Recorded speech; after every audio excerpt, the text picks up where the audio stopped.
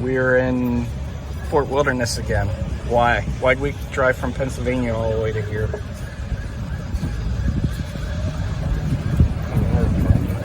Oh, you're sorry.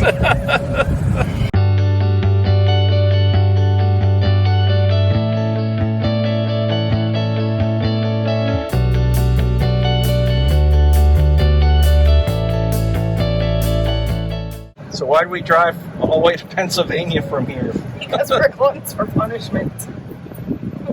Why are we at Fort Wilderness? Because we love it. Oh, thank you. Must be a busy day. They got the It's checkout time. check-in, check-out time. Got all kinds of guards here. I have the grip wrong on my phone holder. Oops.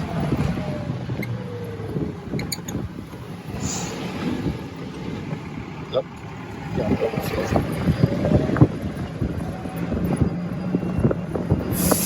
Look at all this traffic. Sunday morning traffic. People are going places.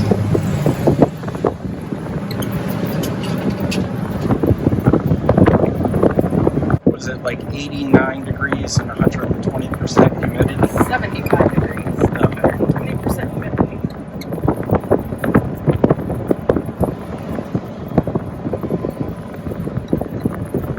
Wave to the people. Bye. You almost got hit by the bus, huh? It's a dangerous place. This time of day it is. Especially when you can only go 14 miles an hour in a golf cart. I feel like we're going faster than that. We're not. The line of cars behind me on the way here would indicate that. Need some of these custom cards that do like 80. Proper hand signal.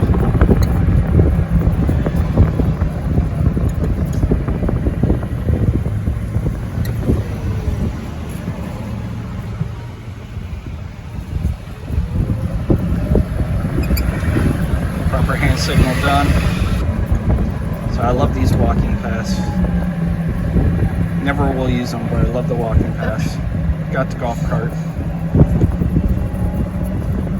Handy for everyone else, not us lazy people. What if I did this? Get a better view. Look at that. It's also bouncier.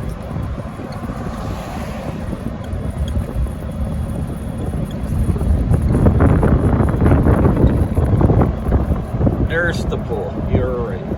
In tennis courts. In recreation area.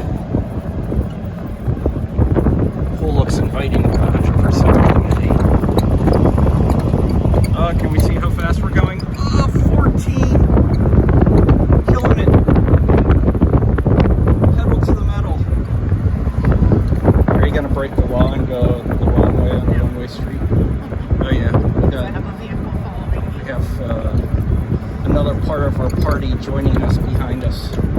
We can't lead them astray. So our site's at the very end of the loop. We have to take all the way around. Very end at the very beginning. 1400 loop, and then make a right.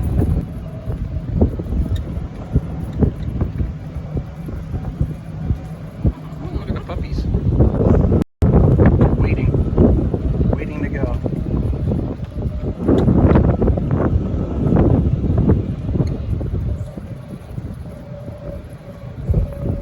Oh, that's a one-wheel wheelie.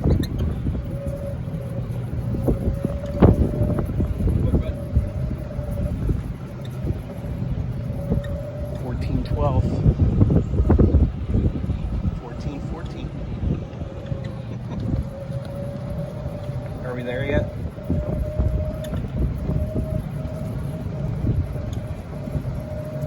Hello. Where's the canal right back there?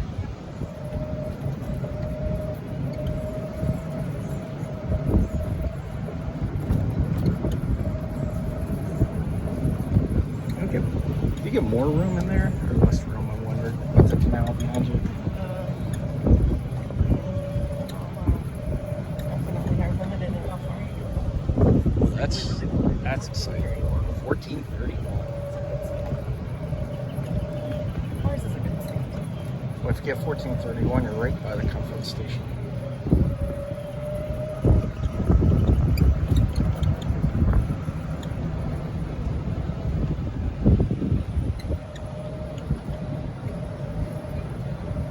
And here we go. Pulling in. Woo! Into the golf cart garage. We are actually staying in site 1443. It's in the 1400 loop. There's 2 loops to this. I had a previous video that I took around both the inner loop and the outer loop. It's a fairly long campsite, as you can see. But I wanted to show you some of the different amenities here. First, I'll show you the water hookups. Basically, all your hookups are along this gravel base here, run front to back. They vary between sites, but most of the time the sewer is always in the middle, the water is always in the front. But sometimes you can find the power post in the front, in the middle, or in the back. In mine, it's in the back. I'll get back to that in a second. But all these water, they have their own hose here. That's to rinse off the campsites after people leave. So you always know the campsite is clean. This really looks like it one time was here, but it's no longer there. They look like they just did a new pipe. Obviously, I have 2 different, I have like a Y connector to that, so I can run both my water hose and my rinse hose off of it. I just leave it hooked up for a week, but this is in the front of the camper. Convenient for people whose hookups are in the front, but my docking station's all the way in the back. So I generally need 2 hoses. So if you're in that same situation, I would recommend that you either, if you don't have an extra hose, that's about, you probably want to get an extra hose just to make sure you reach all the way to the back from the campsite, or else you're running to the store to buy yourself a new one.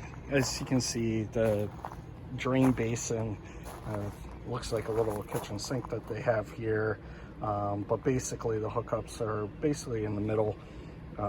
The sink, the little drain hole there is just for aeration.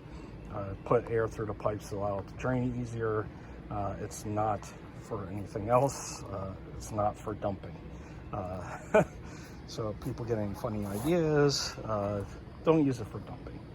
In any case, as you can see back here, are where our hookups are. Cable, full hookups. Most of these sites, actually, I think all the sites come with full hookups. I think the lowest level is a full hookup. So you don't have to worry about not having cable. They both have 50 amp. Let's see here. Yeah, so 50, 30, 20 amps service for everyone. I have this Bulldog power attacher, power watcher, I should say, surge protector.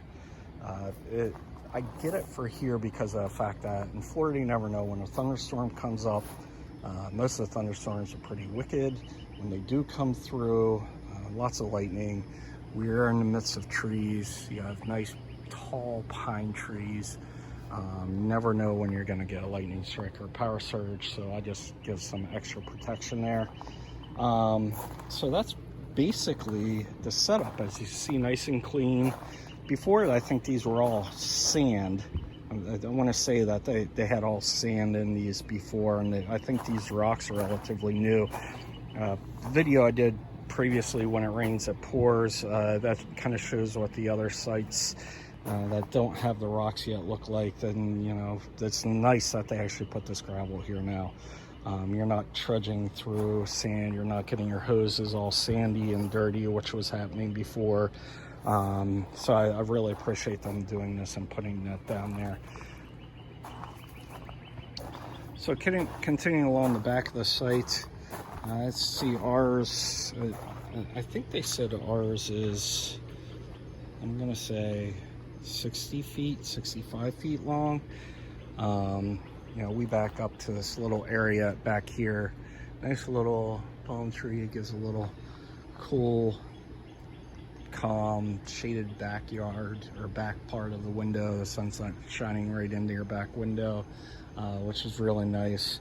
I'm hanging off the back a bit, just allow more up front, but as you can see, that you get a lot of concrete. Leveling was really easy. Most of these sites are, I would say all these sites are pretty level.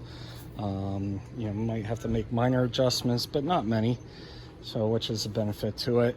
And then coming back around to the other side, actually, I don't know if my little LED light there is a little Christmas light shine up. Have the grill.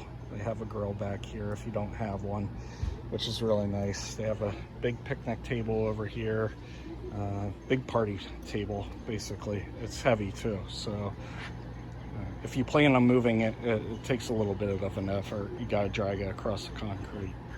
So the question becomes, is it worth it? Is it worth it if you have to drive down here, depending on the distance? Is it worth the price? It is pricier than normal campgrounds. But I also think that that's a personal preference question, and a personal question that you should probably ask yourself. I know me personally, I can spend 7 days here at Disney World camping versus for the same amount as spending 3 to 4 nights at one of their resort stays. But then you have to add on flights, rental car on top of that. So for me, I think every once in a while it is worth it. This isn't normal camping, I would say. This is, you're at Disney World, you're in a theme park. So I think it's up to you to figure out if the price of admission and everything is worth you having that drive down wherever you're coming from. For us, it's from Pennsylvania, so it is a haul to get down here, and I think every once in a while, yeah, absolutely, it's worth it.